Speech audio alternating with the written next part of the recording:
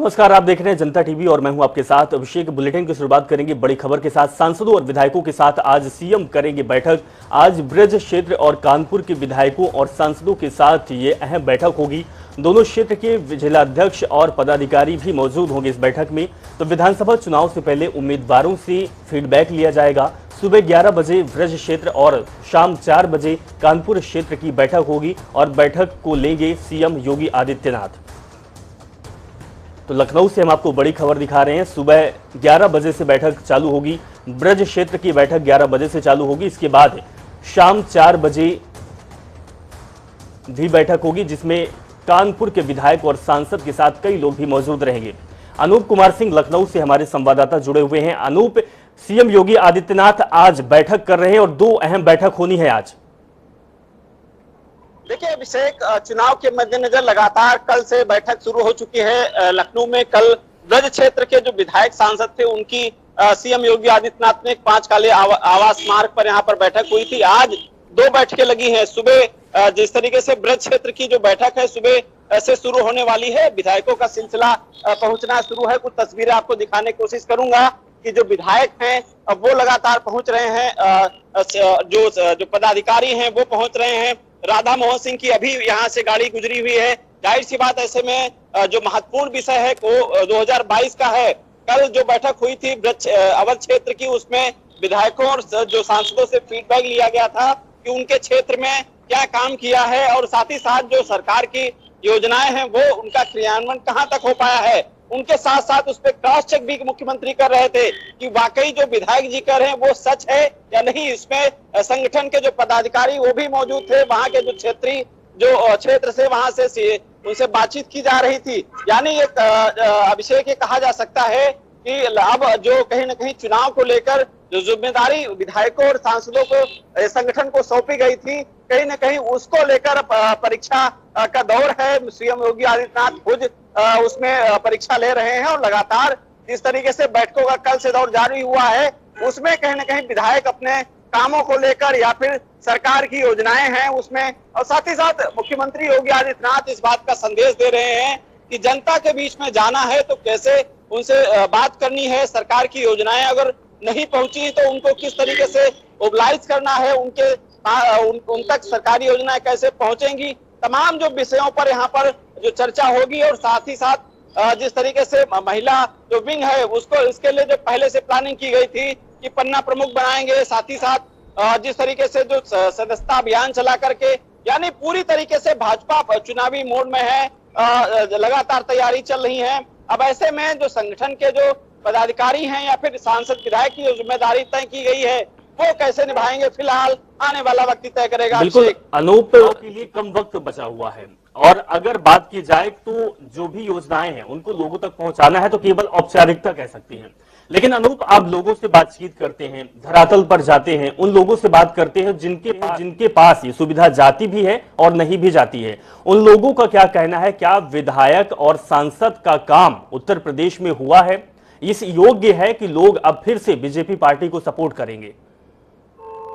देखिए अभिषेक, ये बिल्कुल सही बात है कि अब जब कभी हम लोग धरातल पर उतरते हैं, अभी तत्काल बता दें लखीमपुर खीरी का मैंने पूरा जो घटनाक्रम मैंने कवर किया था, तो वहां के क्षेत्र के जो लोग थे, चाहे उनसे दुकान वालों से बात करें या फिर ग्रामीणों से बात करें, काफी नाराज थे। ठीक उसी प्रकार से अगर पूरे पश्चिम की तरफ बढ़ते हैं तो किसान की संख्या वहां पर ज्यादा है, तो वो उनकी कहीं ना कहीं नाराजगी देखने को मिली।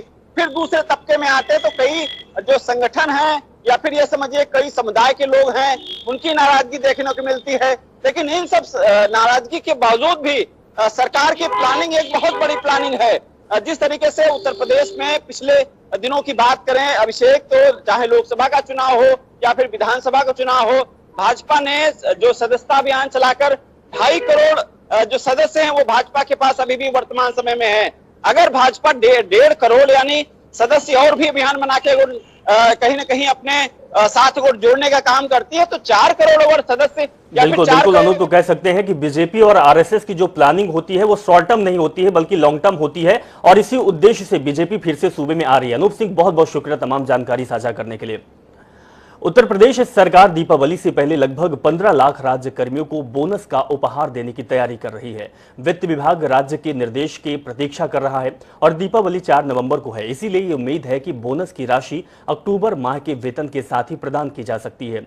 तो बीते दिनों सरकार ने कर्मचारियों के फ्रेज डीए का भुगतान किए जाने के साथ ही लाखों मानदेय कर्मियों का मानदेय भी बढ़ाया है।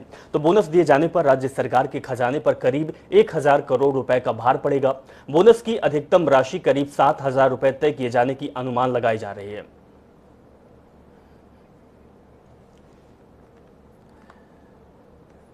इसी बीच एक बड़ी खबर आ रही है लखीमपुर हिंसा से जुड़ी हुई। बता दें कि लखीमपुर हिंसा के मुख्य आरोपी की आज होना है पेश।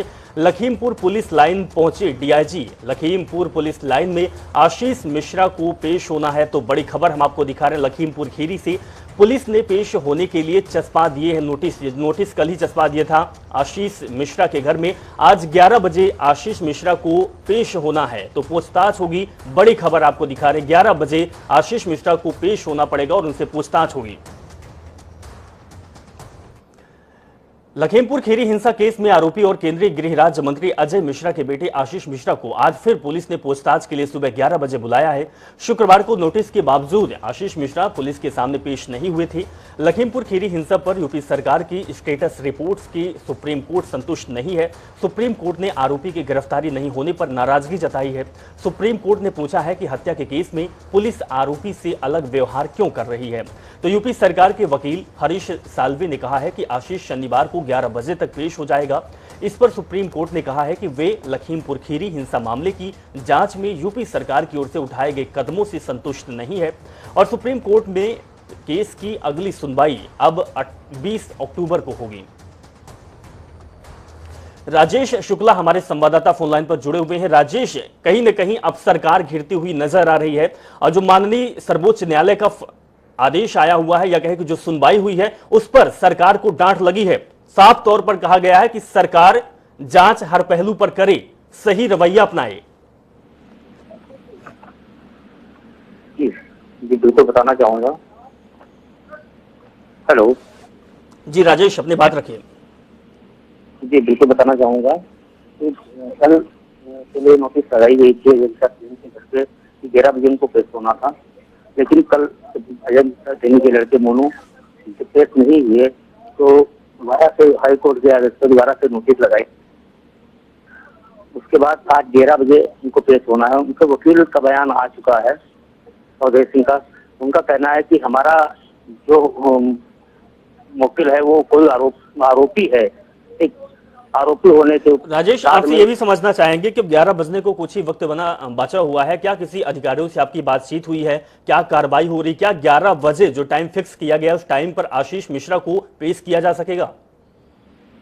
जी बिल्कुल, वकील का कहना है, वकील से बात हुई हमारी अवधेश सिंह के वकील है, उनका कहना है कि मैं 11 बजे लेके क्राइम ब्रांच के सामने पेश करूंगा। जो भी एविडेंस मेरे पास है, जैसे कि वहाँ पे जिस समय कांड हुआ उस समय पे आशीष मिश्रा मोनू कुछ जो दंगल चला था, दंगल में उपस्थित है, वहाँ पे जो लोग उपस्थित थे उनके सबके साइन हैं, एफिडेविट हैं और वहाँ की वीडियो फुटेज है, जो वहाँ पे वीडियोग्राफी चल रही थी। चलिए बिल्कुल राजेश, तो कई सबूतों पर बातचीत होगी, जांच पड़ताल होगी और पूछताछ भी होगी। राजेश हमारे साथ बने रही, वापस आपके पास लौटते हैं।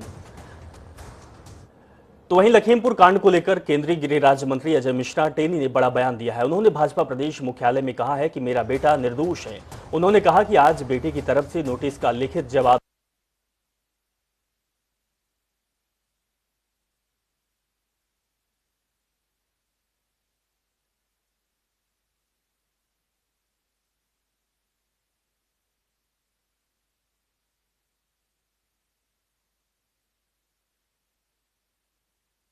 दिया है। बेटे का स्वास्थ्य ठीक नहीं होने के कारण पेश नहीं हुआ।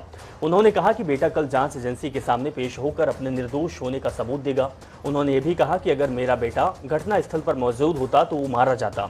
इस दौरान अजय मिश्रा टेनी ने कहा कि विपक्ष के पास कोई मुद्दा नहीं है, इसीलिए वो इस पर राजनीति कर रहे हैं। जो किसानों ने जिस तरह से किसानों के भेष में छुपे हुए उपद्रवियों ने जिस तरह से लोगों को पीटा है, अगर आपने वीडियो देखा होगा तो आपको यह भी विश्वास होगा कि अगर मेरा बेटा भी वहां होता तो उसकी भी हत्या अब तक हो चुकी होती। जिस तरह से ये दुर्भाग्यपूर्ण तरीके से झूठे आरोप लगाए जा रहे हैं, वो ये सरकार योगी जी की सरकार है, उत्तर प्रदेश में भारतीय जनता पार्टी की सरकार है, निष्पक्ष जांच होती है। दूसरे राजनीतिक दल होते तो शायद इतने बड़े पद पर मैं हूं तो उसके बेटे के खिलाफ एफआईआर भी नहीं दर्ज होती। हम एफआईआर भी दर्ज करेंगे, जांच भी करेंगे, जो दोषी होंगे उनके विरुद्ध कार्रवाई। तो राजेश शुक्ला हमारे संवाददाता जुड़े हुए हैं। अभी हम अजय मिश्रा जो कि गृह राज्य मंत्री है उनकी बात सुना रहे थे। उनके बेटे पर यह आरोप लगा है, आशीष मिश्रा उनका नाम है। राजेश, अगर बात की जाए तो गृह राज्य मंत्री का कहना है कि मेरा बेटा निर्दोष है और सरकार कार्रवाई कर रही है, जांच पड़ताल हो रही है, और दूसरी तरफ दूसरा पहलू जो है वो सुप्रीम कोर्ट फटकार लगा रहे हैं। तो आखिर क्या समझ सकते हैं कि सरकार की ढिलाई या फिर बचने का उपाय? ये बचने का उपाय तो नहीं है अभी तक। जब अभी टेस्ट अभी अजय मिश्रा के आशीष मिश्रा मोनू को लेकर उनके वकील अवधेश सिंह क्राइम ब्रांच पहुंच चुके हैं। अंदर जाके उनके अंदर पूछताछ चल रही है। क्या हो रहा है अंदर अभी पता नहीं चल रहा है। जी बिल्कुल राजेश, तो आपकी आवाज प्रॉपर नहीं आ पा रही है। आप कोशिश करिए कि आवाज प्रॉपर आए और आपके पास वापस लौटेंगे। फिलहाल बहुत बहुत शुक्रिया जानकारी के लिए, आप हमारे साथ बने रहिए। तो लखीमपुर कांड पर सियासत अभी भी जारी है। पंजाब कांग्रेस अध्यक्ष पद से इस्तीफा देने के बाद भी सिद्धू चैन से नहीं बैठ रहे। पहले काफिले के साथ लखीमपुर खीरी जाने पर प्रशासन के साथ खींचतान के बाद अब नवजोत सिंह सिद्धू मौन हड़ताल पर बैठ गए। इसके पहले नवजोत सिंह सिद्धू ने लखीमपुर खीरी में मारे गए किसानों के परिवार वालों से मुलाकात की, जिसके बाद नवजोत सिंह सिद्धू मौन व्रत और भूख हड़ताल पर हैं। वहीं नवजोत सिंह सिद्धू का कहना है कि जब तक केंद्रीय गृह राज्य मंत्री अजय मिश्रा के बेटे की गिरफ्तारी नहीं हो जाती तब तक वे अपना हड़ताल खत्म करने वाले नहीं हैं। सिद्धू ने कहा है कि जब तक अजय मिश्रा के बेटे आशीष के ऊपर कार्रवाई नहीं होती तब तक मैं ऐसे ही बैठा रहूंगा, ये मेरा आखिरी बयान है। इसके बाद नवजोत सिंह सिद्धू चुप हो गए और कार्यकर्ता और समर्थकों से घर वापस जाने की अपील की। सिद्धू ने कार्यकर्ताओं से अपील की है कि कागज पर लिखकर वो जाएं। तो राजेश जुड़े हुए हैं लखीमपुर खीरी से, अपडेट देंगे।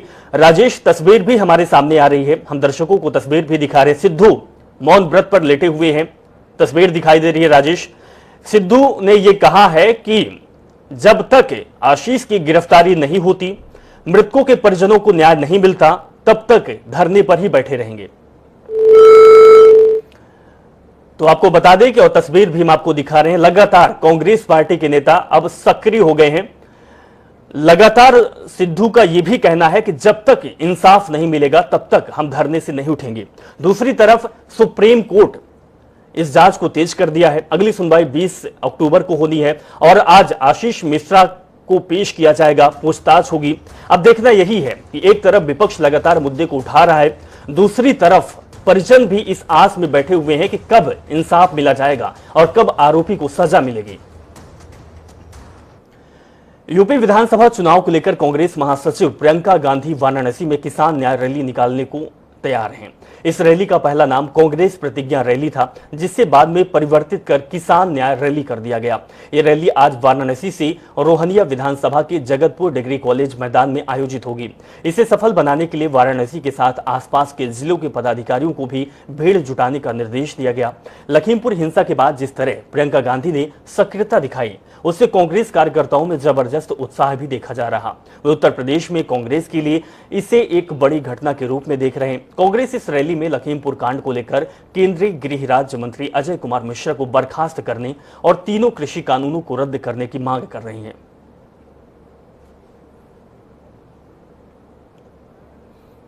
धर्मेंद्र चौबे हमारे संवाददाता जुड़े हुए हैं। धर्मेंद्र, प्रियंका गांधी या कहे कि कांग्रेस पार्टी के हर वो नेता जो कि अभी तक चुनाव को देखकर सुस्त पड़े हुए थे, अब वो सक्रिय नजर आ रहे हैं और सबसे बड़ा मुद्दा जो किसानों का मुद्दा मिल गया है, लखीमपुर खीरी का मुद्दा मिला है।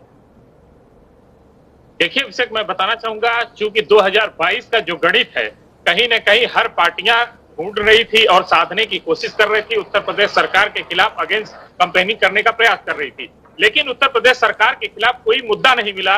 और ये लखीमपुर की जो किसान रैली में घटनाएं हुई हैं, इसको लेकर तमाम पार्टियां कवायद शुरू कर दी हैं। इसी क्रम में वाराणसी में प्रियंका गांधी की जो रैली होनी थी, ये प्रतिज्ञा रैली 2022 मिशन 2022 का आगाज वाराणसी से प्रियंका गांधी करने वाली थी उत्तर प्रदेश का, लेकिन इसका नाम परिवर्तित करके किसान रैली कर दिया गया है और इसमें किसानों को ज्यादा से ज्यादा एकत्र होने की अपील की गई है। कहीं ना कहीं ये 2022 का जो गणित साधने का प्रयास होगा, ये किसान मुद्दा बहुत बड़ा मुद्दा लखीमपुर का होगा चूंकि, और जिस तरीके से प्रियंका गांधी लगातार उत्तर प्रदेश में कैंपेनिंग कर रही है, जगह जगह पहुंच रही है और किसानों के मुद्दे को उठा रही है, उसी तरीके से कल 10 तारीख को जो होने वाली रैली है, किसान रैली है, इसमें कांग्रेस पूरी तरह से जुट गई है और पूर्वांचल के लगभग 26 जिलों को जोड़कर पूर्वांचल की वाराणसी की इस रैली को सफल बनाने के लिए कांग्रेस जुटी हुई है। अभिषेक, बिल्कुल धर्मेंद्र, हमने चुनाव में चाहे किसी भी राज्य का चुनाव हो या पूरे देश का लोकसभा चुनाव हो, हमने चुनावों में देखा है कि वादे की राजनीति होती है, वादे और दावे किए जाते हैं।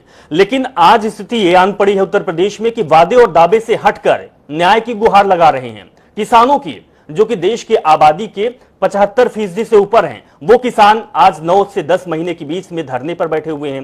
किसान लगातार अपनी आवाज उठा रहा है और अब विपक्ष भी किसानों का सहारा लेने लगा है कि किसानों को न्याय मिलनी चाहिए। और सबसे बड़ा मुद्दा जो है वो किसानों का ही मुद्दा बन चुका है। धर्मेंद्र, देखिए अभिषेक, मैं बताना चाहूंगा वाराणसी में जो रैली है ये किसान से जोड़कर प्रियंका गांधी व कांग्रेस द्वारा की जा रही है।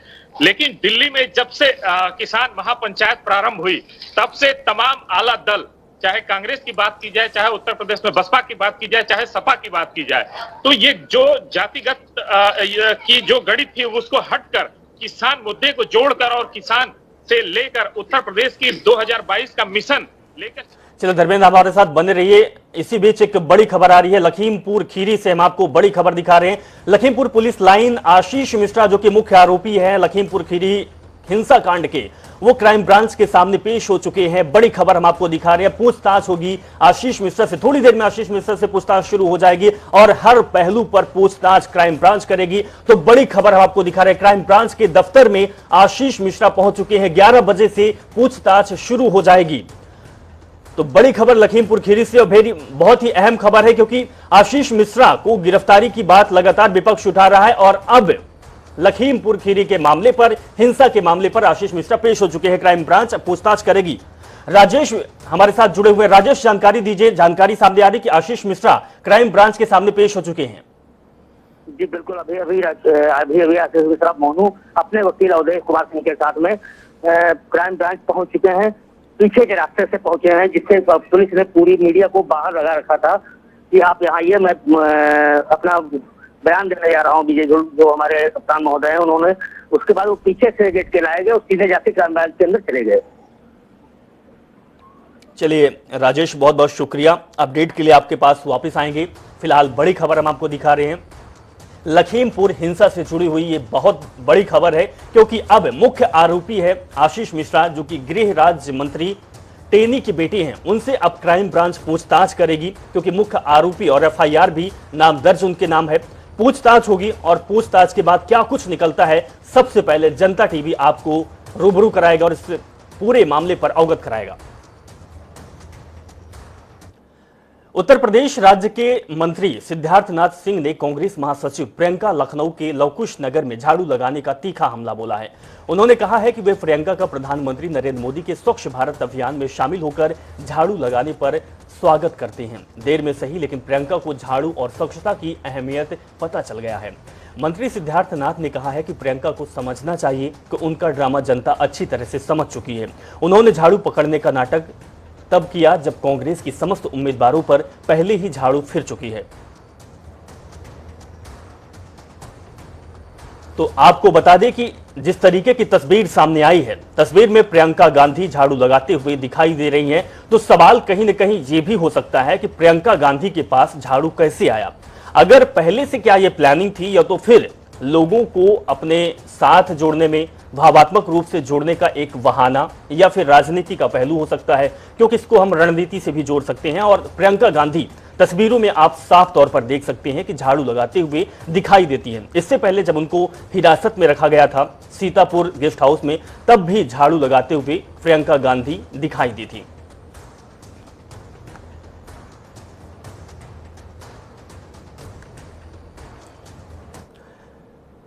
आरएसएस प्रमुख मोहन भागवत 3 दिवसीय प्रवास पर हल्द्वानी पहुंचे हैं, जहां 3 दिनों तक उनका प्रांत पदाधिकारियों और संघ कार्यकर्ताओं के साथ बैठकों का दौर जारी रहेगा। मोहन भागवत प्रांत पदाधिकारियों के साथ 7 महत्वपूर्ण बिंदुओं पर चर्चा करेंगे। इनमें से धर्म जागरण, ग्राम विकास, सामाजिक समरसता और परिवार प्रबोधन का महत्वपूर्ण चर्चा होगा। वहीं संघ की कार्य प्रगति और कार्य विस्तार पर भी प्रांत पदाधिकारियों के साथ चर्चा की जाएगी। मोहन भागवत 10 अक्टूबर को संघ परिवारों के साथ बैठक करेंगे। इसके अलावा 2025 में संघ को 100 साल पूरे हो रहे हैं, लिहाजा उसको लेकर भी संघ की कार्य योजना और रूपरेखा तैयार की जाएगी। हालांकि आरएसएस प्रमुख मोहन भागवत का यह दौरा गैर राजनीतिक है, लेकिन विधानसभा चुनाव से ठीक पहले कुमायूं में 3 दिन का उनका यह प्रवास बेहद ही अहम माना जा रहा है। योगेश शर्मा हमारे संवाददाता जुड़े हुए हैं। योगेश, आरएसएस प्रमुख मोहन भागवत का दौरा है, देवभूमि 3 दिन के दौरे पर है। ये कहा जा रहा है कि रणनीति भी बनाई जाएगी आरएसएस और संगठन को लेकर भी और आगामी चुनाव को लेकर भी। दौरे की क्या रूपरेखा रहेगी, क्या कार्यक्रम होगा, आप विस्तार से जानकारी दीजिए।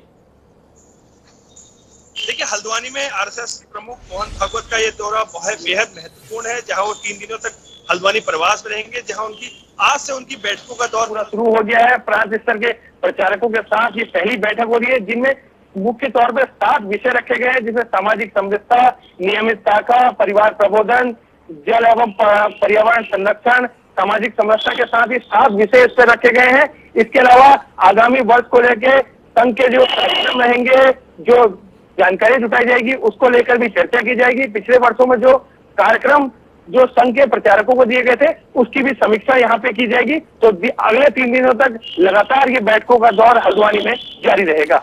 बिल्कुल योगेश, अगर हम देखते हैं कि जो संघ का जो तंत्र है वो कहां फैला हुआ है, किसी को पता नहीं, और चुनाव में संघ की महत्वपूर्ण भूमिका होती है। काम तो संघ करता है, लेकिन इंटरनल क्या हम कह सकते हैं कि विधानसभा चुनाव 2022 की तैयारी में उत्तराखंड में मोहन भागवत का यह दौरा बेहद अहम है और कहीं ना कहीं अपने संघ के द्वारा रणनीति भी बनाई जाएगी।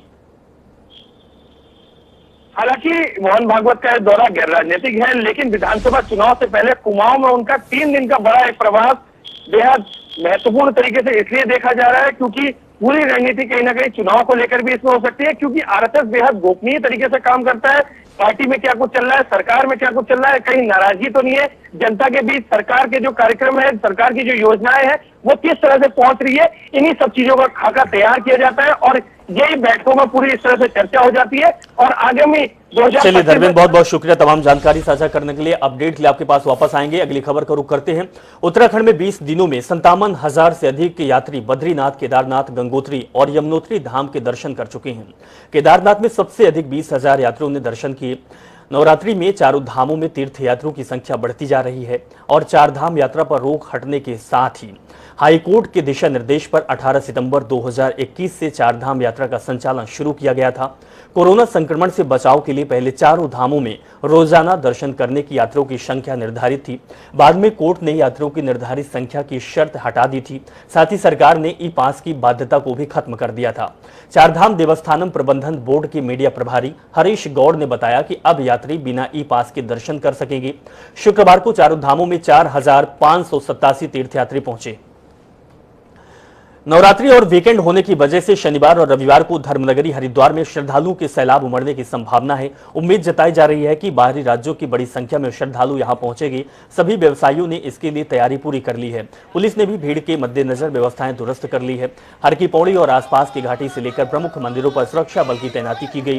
गंगा घाटों पर सुरक्षा बढ़ा दिया गया। वहीं वीकेंड पर श्रद्धालुओं की भीड़ को देखते हुए यातायात पुलिस ने 1 वे प्लान लागू कर दिया है।